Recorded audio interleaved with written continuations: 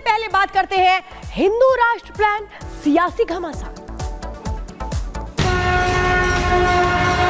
भारत हिंदू देश है, हिंदू राष्ट्र है, भारत माता के पुत्र है और इसलिए भारत माता के लिए जिएंगे मरेंगे। मोहन भागवत को लग रहा है कि भारत के हिंदुओं को खतरा है, हमको खतरा तुमसे है। संघ प्रमुख मोहन भागवत ने हिंदू राष्ट्र की बात क्या की, इस पर कैसी सियासी घमासान खिड़ चुका है और किस तरह से अब ओवैसी एक नई चर्चा को आगे बढ़ाने की कोशिश कर रहे हैं, एक रिपोर्ट में बताते हैं।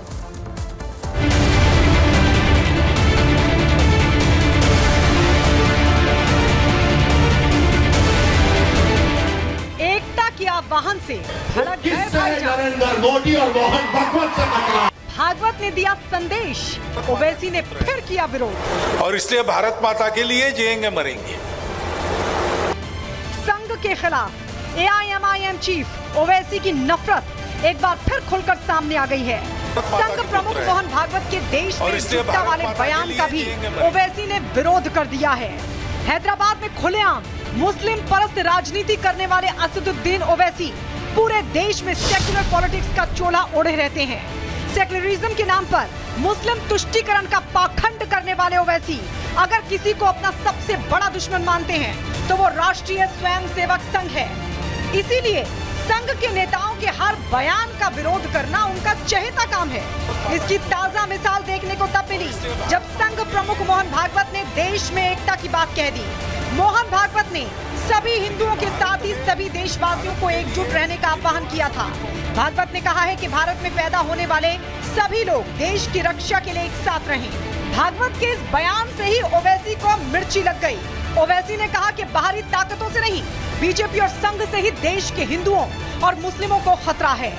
भारत माता के पुत्र है और इसलिए भारत माता के लिए जिएंगे मरेंगे। लेकिन भारत में भारत के लिए जिम्मेवार समाज कौन सा है? वो हिंदू समाज है, क्योंकि भारत हिंदू देश है, हिंदू राष्ट्र है। परंपरा से प्राचीन समय से यहां पर हिंदू लोग रहते आए। हिंदू नाम बहुत बाद में आया, लेकिन उस समय से जो रहते आए थे उन्हीं को हिंदू नाम मिला। एक खतरा भारत के मुसलमानों को, हिंदुओं को, दलितों को, आदिवासियों को, सिखों को, ईसाइयों को है। वो किससे है? नरेंद्र मोदी और मोहन भागवत से खतरा है। ओवैसी के बयान के बाद बीजेपी नेता गिरिराज सिंह ने भी तीखा पलटवार किया है। गिरिराज सिंह ने कहा कि देश की अखंडता के लिए देशवासियों की एकजुटता जरूरी है, क्योंकि कुछ लोगों की सोच ही देश विरोधी है, जिसे रोकना है। ओवैसी के डीएनए में ही भारत का खतरा है, भारत के लिए खतरा है। क्योंकि मोहन भागवत जी ने जो बात कहा वो 200% सही कहा कि हिंदुओं को अब समय आ गया है एकजुट होने का। क्योंकि ये ओवैसी जैसे जितने लोग हैं वो कोई कहते हैं 800 साल का मेरा रहा है राजपाट, फिर मैं आऊंगा। 62 के युद्ध में पंडित नेहरू ने 34,000 वर्ग किलोमीटर की चर्चा क्यों नहीं करते? मोदी के राज में 1 इंच जमीन न कोई लिया है न लेने देंगे। आपको बता दें, ओवैसी लगातार बीजेपी के खिलाफ जहर उगलते रहते हैं। ताजा विवाद भी उनकी इसी सांप्रदायिक सियासत का हिस्सा है।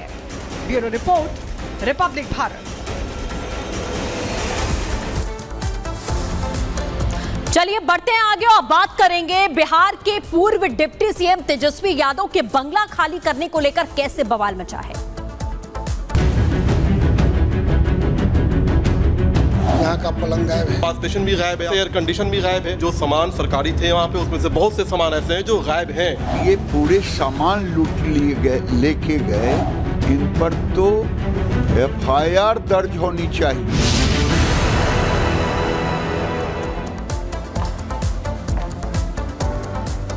दरअसल बिहार के पूर्व डिप्टी सीएम तेजस्वी यादव ने पटना में सरकारी आवास खाली किया। लेकिन बीजेपी ने बड़े आरोप लगाए हैं कि बेड, एसी, बेसिन, टोटी समेत सरकारी बंगले से कई महंगे सामान गायब हैं। पटना के देश रत्न मार्ग पर सरकारी बंगला नंबर 5 खाली कर दिया गया है और इस बंगले में मौजूदा डिप्टी सीएम सम्राट चौधरी आने वाले हैं। फिलहाल ये तस्वीरें आप यहां पर देख सकते हैं जो बड़े आरोप लगाए गए हैं कि बेड गायब है, बेसिन गायब है, इस तरीके की ये जो तमाम चीजें हैं वो पूरी तरीके से गायब नजर आ रही हैं जो आरोप लगाया गया है। ये तस्वीरें भी यहां पर दिखाई जा रही हैं कि किस तरीके से टोटी की बात करें, लाइटों की बात करें, ये सब कुछ पूरी तरीके से गायब है इस सरकारी आवास से। तो तस्वीरें भी आप यहां पर लगातार देख पा रहे हैं कि क्या क्या लेकर गए हैं तेजस्वी। जो आरोप लगाया गया है, टोटी गायब है, वो जगह यहां खाली दिखाई दे रही है। इसी के साथ बल्ब गायब है, लाइटें गायब हैं। ये इस वक्त की जो बड़ी खबर है आपको बता रहे हैं और तस्वीरें भी हम यहां आपको दिखा रहे हैं कि किस तरीके से चीजें गायब बताई जा रही हैं। पूरा बंगला जो है वो उखड़ा हुआ दिखाई दे रहा है। बेड, सारा सामान जो जरूरत का होता है अमूमन, वो सब कुछ यहां गायब दिखाई दे रहा है और तेजस्वी यादव पर ये आरोप लगाए जा रहे हैं। तो वहीं दूसरी ओर गिरिराज सिंह ने सरकारी बंगले से सामान ले जाने पर कहा कि तेजस्वी के खिलाफ में एफआईआर दर्ज होनी चाहिए। पिताजी ने बिहार को लूटा और तेजस्वी बंगले का सारा सामान लूट कर ले गए। सुनिए। बिहार के मुख्यमंत्री ने बंगलों को मार्क कर दिया था कि कौन मुख्यमंत्री का, कौन मंत्री का, कौन उप मुख्यमंत्री का, विधायकों का। ये तो तेजस्वी यादव उप मुख्यमंत्री बने थे, लेकिन दुर्भाग्य है जो आज आ रहा है खाली करने में सालों लग गया और खाली करे किए तो हर सामान को लूट के ले गए। पहले पिताजी ने बिहार को लूटा, नौकरी में लूटा, अब ये पूरे सामान लूट लिए गए, लेके गए। इन पर तो एफआईआर दर्ज होनी चाहिए। वो कितने पैसे अभी तक उस मकान में बिहार सरकार का लगा था और उसमें कौन कौन सामान लगा था, इसलिए इस पर एफआईआर भी होनी चाहिए, जांच भी होनी चाहिए। सरकारी बंगला खाली करने के आदेश दिए गए थे, लेकिन आदेश के साथ साथ सामान भी ले गए जो आदेश में नहीं थे। हमारे सहयोगी, वरिष्ठ सहयोगी प्रकाश सिंह वहां पर पहुंचे, उन्होंने जायजा लिया है और आपको दिखाते हैं उनके इस ग्राउंड रिपोर्ट में कि आखिरकार सरकारी बंगले से क्या क्या गायब हो गया है। तेजस्वी यादव ने उप मुख्यमंत्री बिहार के लिए ईयरमार्क बंगला जो है खाली कर दिया है।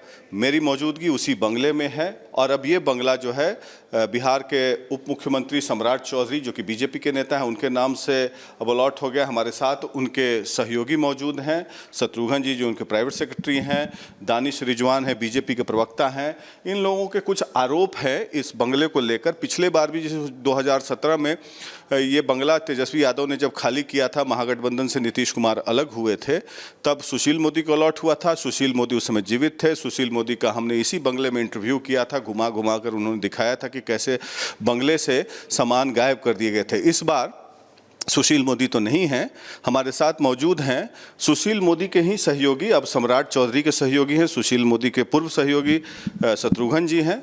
शत्रुघ्न जी, इस बंगले में आप लोग क्या आरोप लगा रहे हैं? नहीं, मैं आरोप नहीं लगा रहा हूं, आपको वस्तु स्थिति से अवगत करा रहा हूं। और आप कैमरे से देखिए, ये देख लीजिए, यहाँ का पलंग गायब है, वो सामने है, पलंग गायब है। ये देखिए लाइट सब साइड में, पूरे चारों तरफ कैमरा घुमा के दिखा लीजिए। और अभी बगल के कमरे में आपको लाइट दिखाया हूँ, उसी प्रकार ये सब जी खाली किए थे। हाँ, उसमें सब था, ये सब था। आप लोग तो वाकई नहीं, आप लोग भी आके सभी, जब मोदी जी आए थे तो सभी मीडिया के लोग साथ में आए थे और ये हाइड्रोलिक पलंग यहाँ लगा हुआ था, वो सब था, वो सब देखे हैं। इसके बाद देखिए वो पीढ़ा पर बैठते थे, सोफा सेट एक भी है नहीं। उप मुख्यमंत्री जी, पूर्व उप मुख्यमंत्री जी लगता है पीढ़ा पर बैठते थे कि क्या बैठते थे, एक भी सोफा नहीं है। और सोफा गायब है, बेड है, बेड के वॉल आपको दिख रहे होंगे लेकिन बेस नहीं है। उसके साथ जो आपको लाइट्स है, देखिए आपको ये सारे लाइट्स खुले हुए हैं, जो जितने ऊपर के लाइट्स होते हैं ये सारे खुले हुए हैं। इस रूम से बेड नदारद है, बेड नहीं है यहाँ पे, कोई एक चेयर तक भी इस रूम के अंदर नहीं दिख रहा है आपको। हो सकता है उनका पर्सनल बेड होगा। क्या भवन निर्माण ने इसकी पुष्टि की है कि यहाँ से सामान गायब हुआ? भवन निर्माण के जो अधिकारी हैं, कर्मचारी हैं, वो इस बात की पुष्टि कर रहे हैं कि जो सामान सरकारी थे वहाँ पे, उसमें से बहुत से सामान ऐसे हैं जो गायब हैं। उसमें वो बेड हैं, उसके साथ इसमें निर्माण विभाग से लिस्ट मिला है। वो यहाँ के जो कर्मचारी अधिकारी हैं उनको वो लिस्ट दिया गया है। और लाइट्स देखिए, यहाँ पे ये लाइट्स लगे हुए हैं, इसी प्रकार के लाइट सभी रूम में थे जो वहाँ पे नहीं है। वॉश बेसिन एक वहाँ पे था, वो वॉश बेसिन भी गायब है, आपको दिखाएंगे। साथ ही वहाँ से एयर कंडीशन भी गायब है। तो आप अगर जिम की बात करें, आप इस रूम में क्या बेड? इस रूम में भी बेड नहीं है, इस रूम में बेड है शायद, आप देखिए इस रूम में बेड है। इस रूम में जो है बेड तो है, लेकिन इसके साथ जो भी सेंटर टेबल्स होते हैं, साइड टेबल होते हैं, चेयर्स होते हैं, सब गायब है यहाँ से। इस रूम में लाइट्स हैं, आप देखिए। उसके देख लीजिए, उसमें मैं बता रहा था और इसमें देखिए आपको तो ये हैं सम्राट चौधरी के सहयोगी और बीजेपी के प्रवक्ता। ये आरोप लगा रहे हैं कि गायब है, लेकिन भवन निर्माण विभाग का कोई अधिकारी अभी यहाँ नहीं मौजूद है जो कि पुष्टि करे। लेकिन हम लोग उनसे भी पुष्टि करने की कोशिश करेंगे कि क्या तेजस्वी यादव ने अपना कोई व्यक्तिगत सामान वो ले गए हैं या सरकारी सामान ले गए हैं। अगर सरकारी सामान ले गए हैं तो ये आक्षेप। अच्छा, यहाँ पे वॉश बेसिन हुआ करता था, जो यहाँ के कर्मचारियों ने बताया है कि ये वॉश बेसिन होता था और काफ़ी महंगा था। ये पर्सनल तेजस्वी यादव यूज़ करते थे यहाँ पे, उसको भी यहाँ से पूरा उखाड़ करके रिमूव करके ले जाया गया है। यहाँ पे एयर कंडीशन तो मैं आपको दिखाता हूँ।